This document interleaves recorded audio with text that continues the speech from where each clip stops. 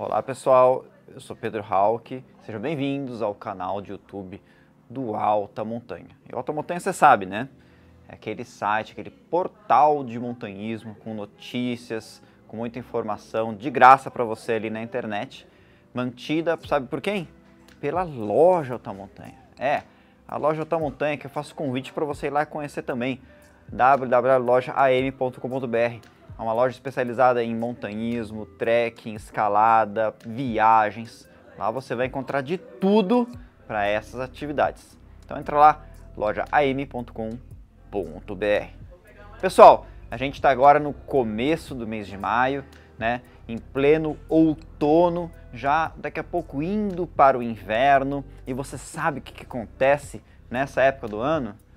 Acontece o começo da temporada de montanhismo, galera, é isso mesmo. Você estava aqui esperando o começo, quando começa a fazer frio para poder ir para a montanha. E não é porque o montanhista, ele é um cara que gosta de sofrer, não. Eu acho que alguns até gostam, né? Porque se o cara vai para o lugar mais frio que existe, na época mais fria do ano, então você fica achando que a gente gosta de ir para a montanha só para passar frio, mas não é. A gente pratica montanhismo no inverno no Brasil porque o verão é uma época que chove demais, né? Então, como chove muito, acaba sendo perigoso, tá certo? Além do que, as nossas montanhas tropicais, né, tem muita cobertura vegetal e tem muitos animais peçonhentos. Então é comum, lá pro mês de janeiro, etc., você vai fazer uma trilha na Mata Atlântica, encontrar uma jararaquinha, etc., né? Então você tem que ficar sempre de olho. E no inverno esses bichos desaparecem, né?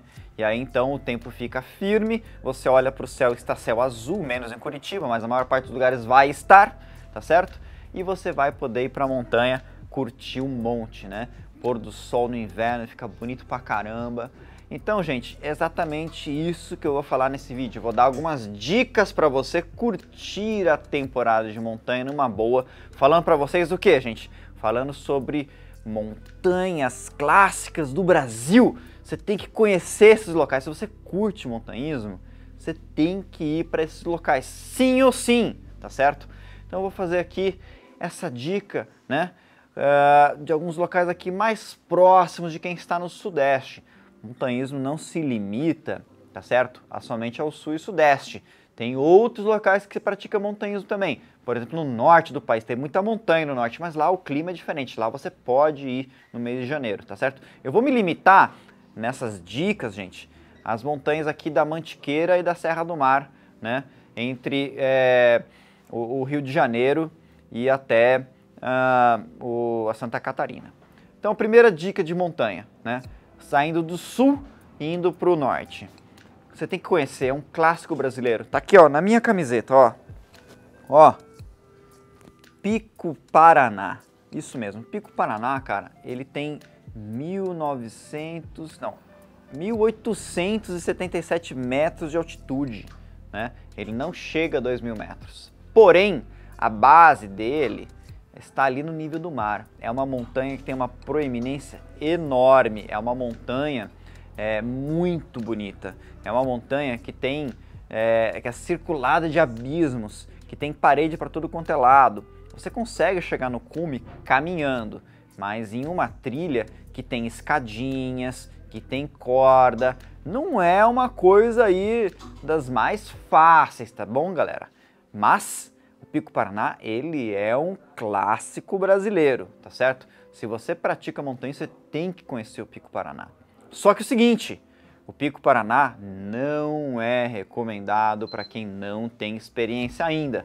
Não é aquela montanha que você vai pela primeira vez, não é aquela montanha para novato, não é aquela montanha que você saiu do sofá e vai direto para ela. Por quê? Porque senão você vai se quebrar, porque é uma trilha pesada, é uma trilha difícil. Não é incomum a galera voltar do cume do Pico Paraná se arrastando, exausto, com a língua de fora e falando: cara, foi a coisa mais difícil que eu fiz na minha vida. Tá certo que não precisa exagerar tanto assim. Ela é difícil, mas não é impossível. Quem tá acostumado a fazer montanhismo, faz o Pico Paraná numa boa. Mas quem não tá, esse sofre mesmo, tá certo? Então vai lá. Dica número 1, Pico Paraná. Pessoal, eu falei que eu ia fazer a dica de sul para norte, mas tem uma montanha que fica um pouquinho mais ao sul do Pico Paraná que eu tenho que falar também, que também é um clássico brasileiro. Mas ela está um pouquinho mais esquecida, tá certo? Por quê? Porque ao longo dos anos, essa montanha aqui, ela foi deixando de ser a mais frequentada do estado do Paraná e as pessoas acabou indo cada vez mais para o Pico Paraná, por uma questão de acesso. Eu estou falando do Pico do Marumbi, ou melhor, estou falando do conjunto do Marumbi, porque não existe um pico do Marumbi, existe um conjunto, né? É um maciço montanhoso que tem vários cumes, tá certo? E o cume visitado, o mais visitado, né, que é tido como mais alto, mas não é, né? É o Pico do Olimpo, que recebeu esse nome por causa do conquistador dessa montanha, não é por causa do Olimpo que está na Grécia, nem do Olimpo que está em Marte, tá certo? O Olimpo, cara, é o José Olímpio de Miranda. O cara conquistou essa montanha no ano de 1879, faz tempo pra caramba. E esse José Olímpio de Miranda, ele subiu lá em 1879 e ficou subindo a montanha todos os anos até 1902. E isso resultou uma verdadeira cultura de subir montanha aqui no Paraná, e é isso daí que vem, né, esse berço da escalada nossa. Daí é que vem toda essa tradição do montanhismo paranaense. Então, o bicho do Paraná aqui gosta de subir montanha e tudo isso começou com esse cara, com o José Olímpio de Miranda, né? Há bastante tempo, não é? Mas por que o Marumbi começou a ser menos frequentado?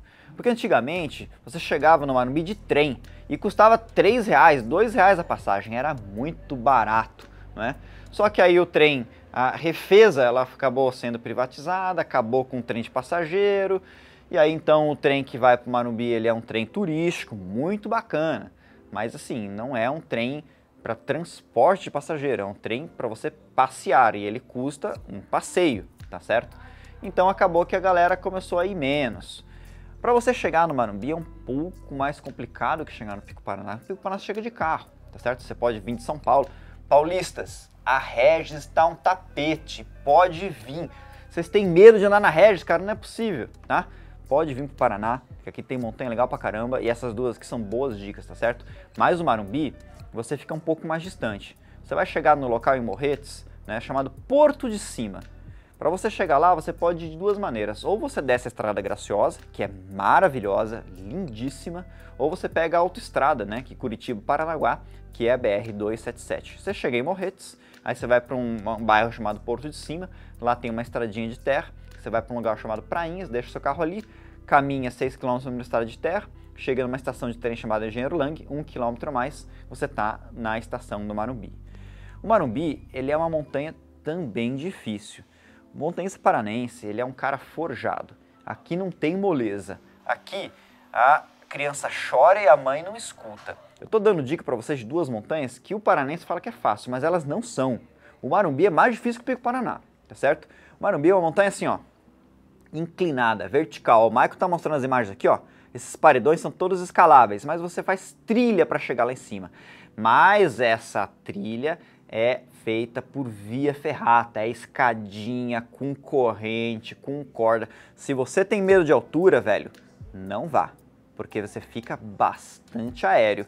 E assim como o Pico Paraná, o Marumbi exige muito fisicamente dos montanhistas, tá certo?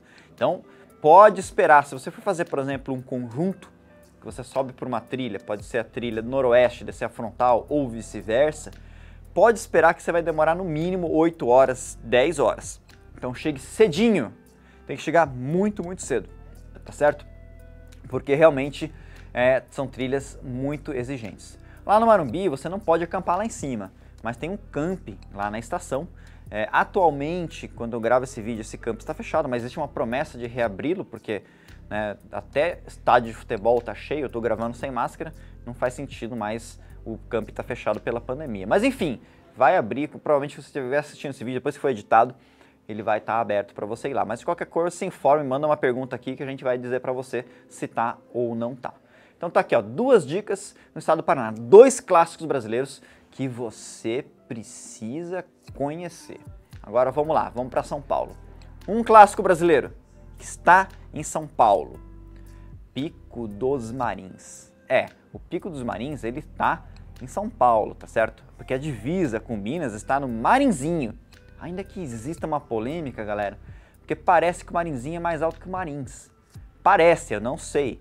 Se você chega no cume de um ou no cume de outro, é difícil você falar qual que está mais alto, assim, porque em termos de percepção é meio complicado. A única maneira de você fazer isso é levando um GPS de precisão. O problema é que o ponto mais alto do Marinzinho é uma pedra de difícil acesso. Mas enfim, o Pico dos Marins está em São Paulo, é uma montanha de média dificuldade. Por que eu falo que ela é média dificuldade? A trilha para o Pico dos Marins não é uma trilha fechada. Aliás, só no comecinho que você atravessa uma mata e depois você chega numa região de campos de altitude. E aí é totalmente aberto.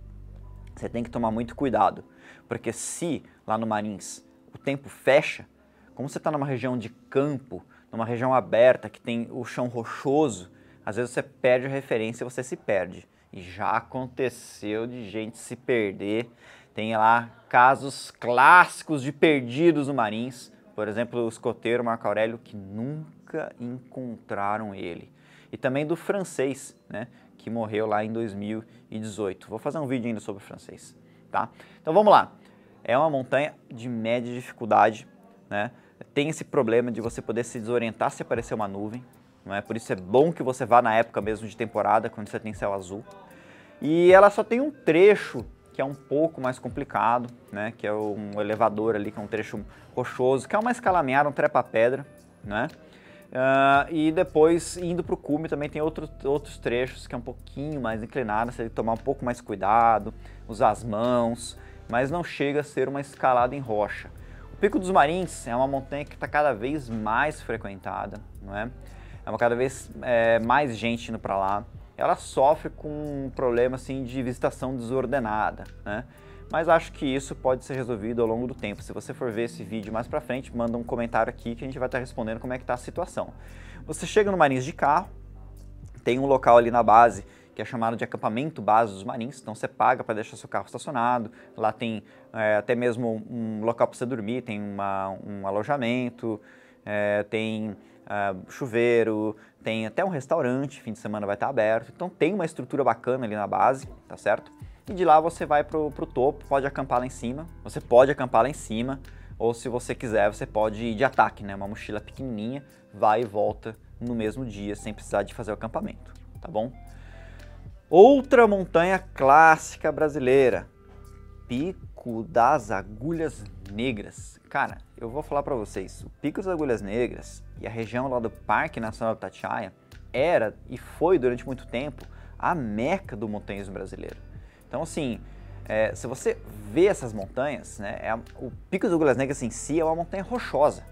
Ela parece as montanhas de Dolomita na Itália, assim, parece uma paisagem alpina. Você está envolto numa região assim somente de campos de altitude. É uma paisagem completamente diferente das paisagens comuns do sul e sudeste brasileiro. É uma paisagem assim aberta, parece que você está lá na Escócia, assim, sabe? Aquela região dos campos ali, muito, muito bonito mesmo. Não é?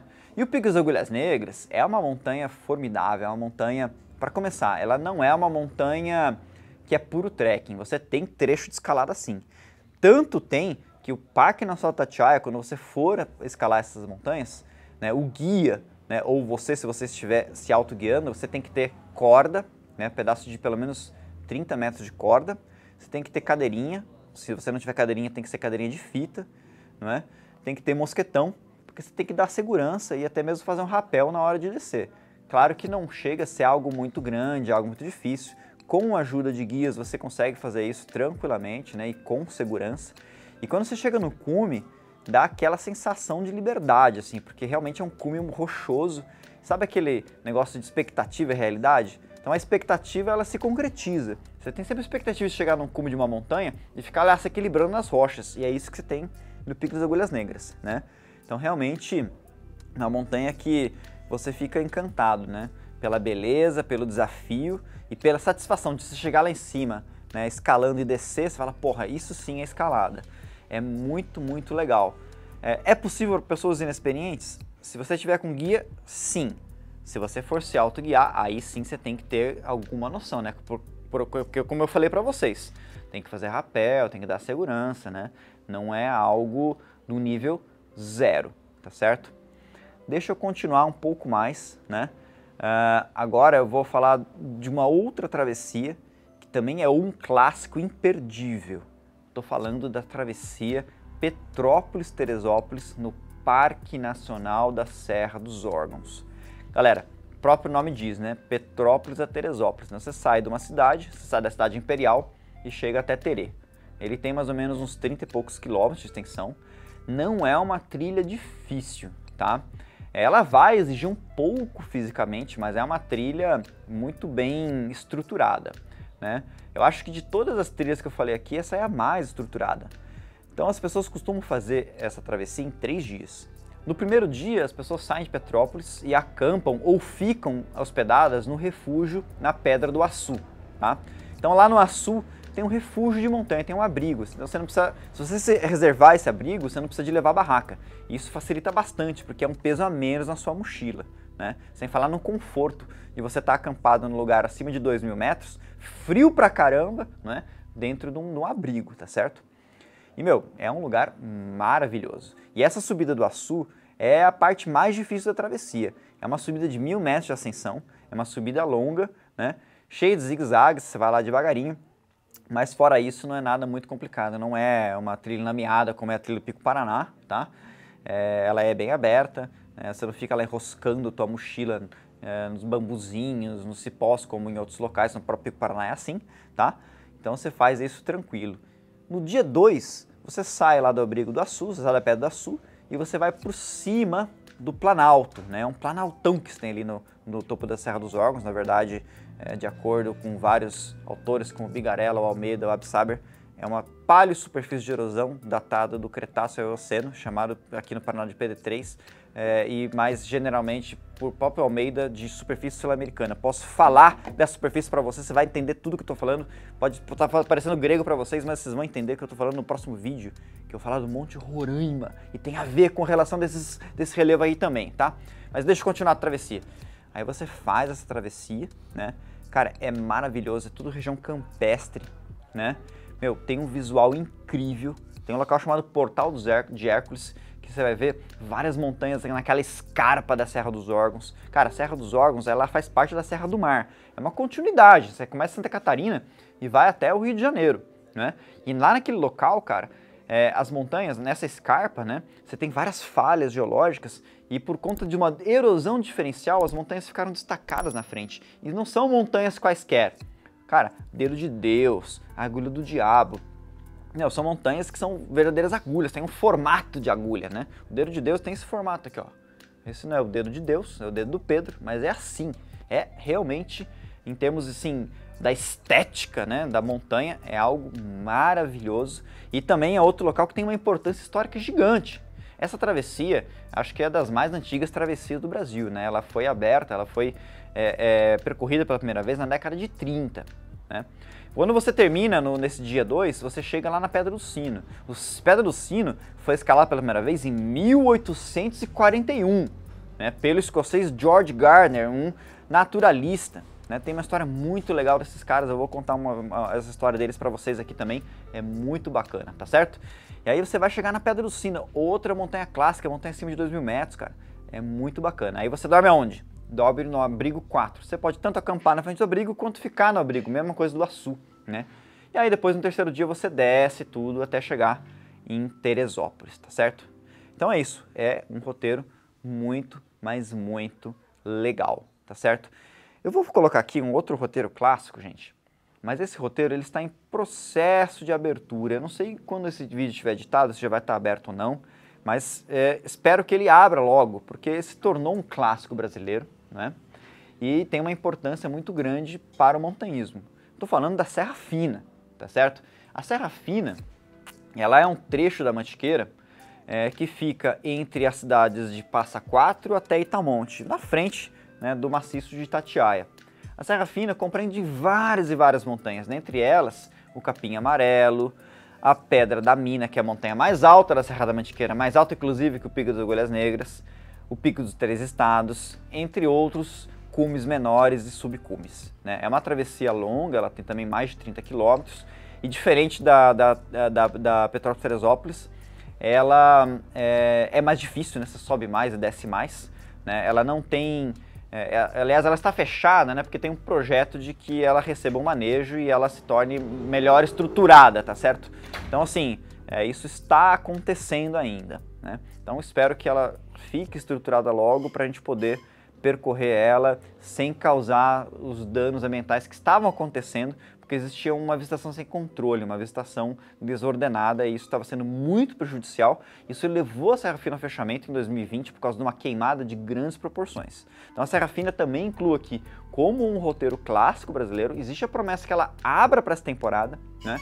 E espero que você possa conhecer esse local, porque realmente ele tem uma importância para o nosso montanhismo muito, mas muito grande. Galera, eu vou parar por aqui, porque existem muitas e outras montanhas, né, que eu não citei. Então, se você achou que ficou faltando outras montanhas, calma, né, a gente traz um vídeo com dicas, um vídeo um pouco mais curto, né, mas é óbvio que existem outras montanhas também que ficou fora dessa lista, tá certo? Mas elas também mereciam, só não posso colocar aqui porque senão vai ficar muito comprido. Se você achou que faltou alguma montanha nessa lista que você quer colocar, você fala, Pedro, ó, se você está começando, você quer curtir essa temporada de montanhismo, vá lá também, porque é um clássico que você precisa conhecer. Então escreva ali no comentário, né? E se você gostou desse vídeo, dê o seu like também, recomende para o seu amigo, ou seu amigo que quer curtir a temporada, e não deixa de clicar no sininho para você receber a notificação, porque dicas como essa são publicadas diariamente aqui no portal do Alta Montanha, aqui no canal do Alta Montanha, no YouTube. E não esqueça também, galera, de seguir os nossos canais, nossas mídias sociais, tanto no Instagram como no Facebook, e o meu também, né, que lá você sempre vai ter várias dicas, né, sempre vai ter várias novidades sobre o montanhismo. Pessoal, muito obrigado e até a próxima.